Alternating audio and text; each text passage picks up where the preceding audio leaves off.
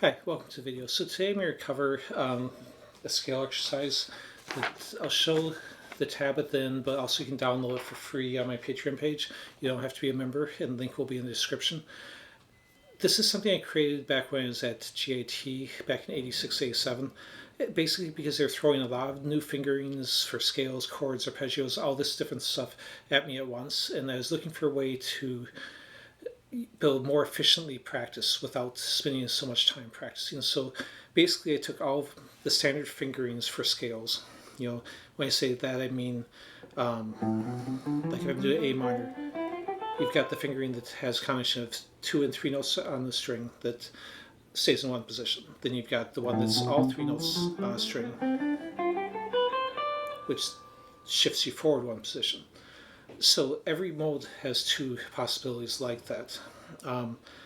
So I took all those and combined them together into one exercise, basically, so I could, in one exercise, run through all my scales, make sure I didn't forget any, and also have them kind of be connected together, so I could start seeing it less as, I'm playing, let's say, I'm in QC major, playing the Mixolydian, and then I'm going to move up into natural minor and up into Locrian, and more seeing the whole neck as just one position. It's not that, especially when they're new keys, that you can't still think of each one of those individual positions, but eventually you want to get away from that and see all the possibilities at once a little bit more, so you're not stuck in one position so much. So this is kind of the beginning way to start doing that.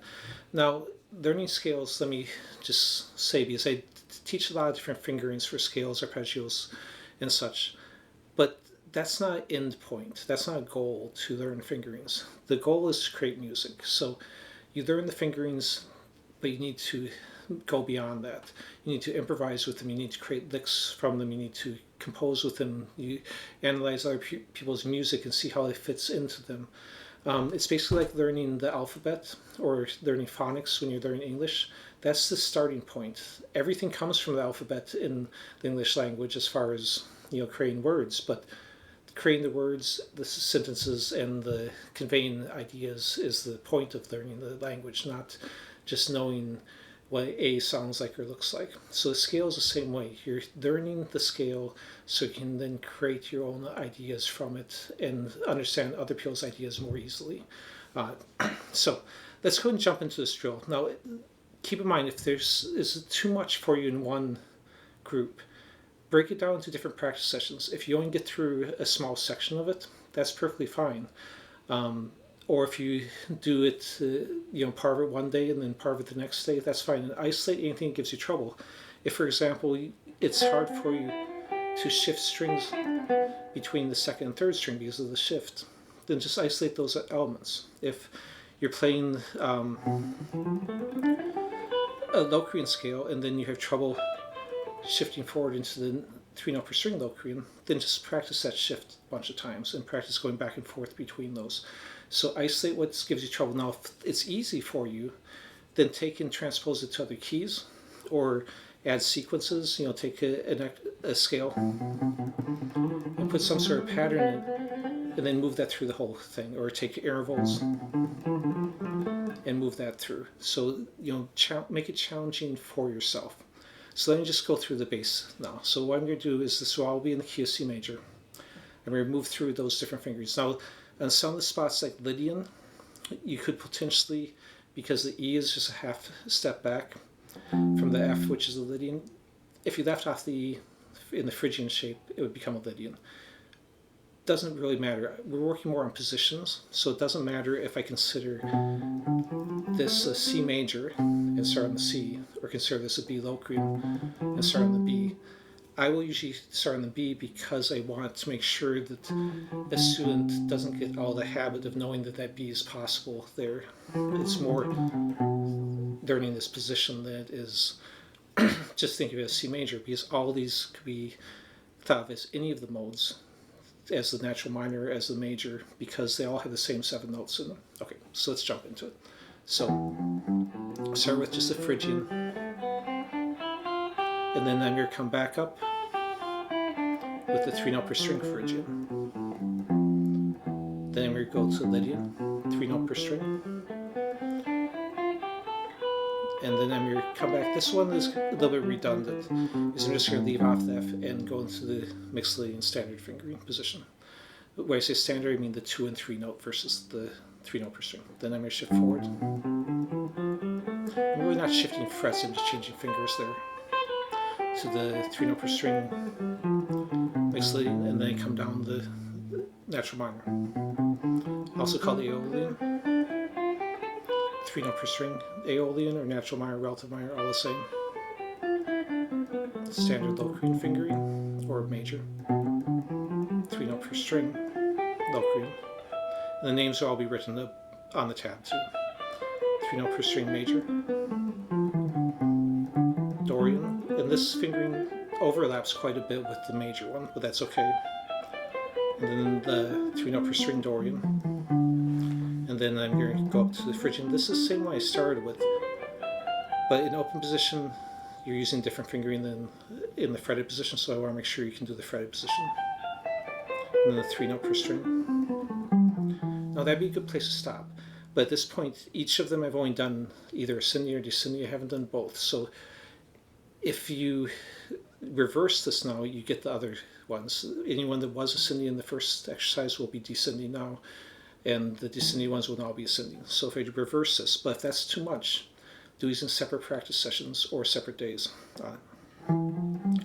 So when you read the tab, just read it backwards and you'll have this. What I mean by backwards is start at the bottom and work your way up. So now it's the 3 note per string Dorian, and then the regular Dorian. Now 3 note per string major, and then the 3 note per string Locrian, and then your standard Locrian, and then the natural minor, 3 note per string, and the regular natural minor, and then the mixolydian 3 note per string, and the regular mixolydian, and then I'm just going to add the F note to create the Lydian on that, and now I'm doing the 3 note per string Phrygian, and back down the standard Phrygian, and there I am back to beginning. If I start over, the drill is start over. Now, when you can't feel comfortable with that, other than changing keys, of course you can change rhythms, you can change dynamics, you can add a metronome to keep yourself in time better. You can do different note groupings to play through an 8th note, 16th notes, triplets, sextuplets, etc. But you can also, and of course, build up your speed. Work on shifting in different spots, and eventually, again, the goal is to start improvising. So you might take, once you have it down pretty well, a couple positions that maybe you need more work on, or maybe that you feel comfortable with, either way. So let's say I take this 3 note per string Locrian, shifting up to the major. Now if I'm having trouble, I can just isolate and work those back and forth. But if I feel pretty comfortable with it, what I can do is I can decide to shift at different spots now, not just on the 1st or 6th string. So I can say, okay, I'm going to shift on the 5th string. So now I'm up in the major. Then coming back, I'm going to shift on the 2nd string. Now I'm into the Locrian. Then I can do another one. So I can shift. I can just start shifting anywhere, more just randomly, to get comfortable with it. And just kind of playing continuously between just 2 shapes like that.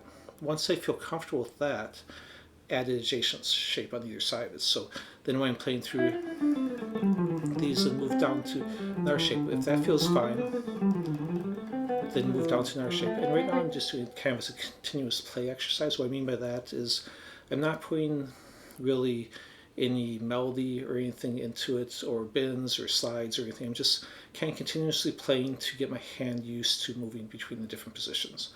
Then you can start making it more of a true improvisation, and that was improvising, but it was with restrictions, meaning that I wasn't really trying to make it sound good. I was just trying to move fluidly between them. Then start improvising them more freely. So then you can maybe add in arpeggios, and you'll put pauses in, and again, same just 2 positions at first, and then when you feel comfortable, move into more positions. With the, of course, the end goal is you can just move across the neck without really thinking about it, and that's why, I can be talking to you without a script here and still improvising at the same time, without anything planned out, because it's like walking. I don't really have to think about what position I'm in and what's behind it, because I've done enough repetition on the basic drills of moving through them that I'm not going to get lost on it. Now, it doesn't mean you have to be that way in every key either. If you're a jazz player, that's a little bit more necessary, but it's still something where if you go down to keys like key of F sharp or something at the bottom of the circle fifths, if you know what that is, are going to use be much less often than the ones at the top of the circle fifths. So for a rock player, if you got down the key of C, G, D, A, F, so that's going to get you through a lot of stuff. Jazz player, of course, you want B flat and some of the other keys too, but you're still going to have certain keys you don't use as much. It's good to play through them occasionally, but you don't have to be as fluent with them. So don't get too hard on yourself if you're thinking, well, I don't know all 12 keys, or I'm not good at all 12 keys. Try them occasionally, but add one key at a time, gain more comfortable with that key, and gain to where you can play through, if I'm in B minor, I can play through that one without thinking about it and without having to think about what position it is I'm in. Then maybe go, okay, I'm going to play through, G major or A major,